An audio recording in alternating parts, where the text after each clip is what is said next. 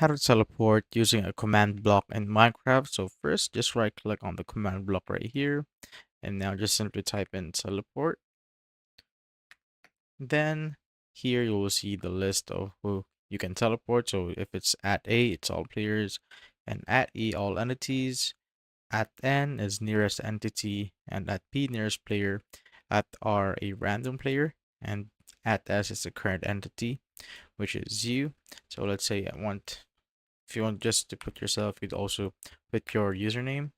And now we're just gonna put the coordinates that we want to teleport to. So let's say I want to teleport to this, then that, and let's say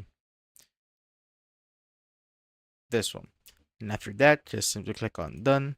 When we put a button right there, so shift and right click to put the button.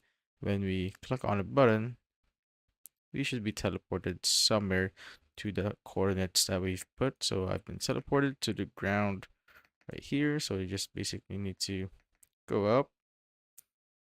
And now as you can see, we have been teleported to this place.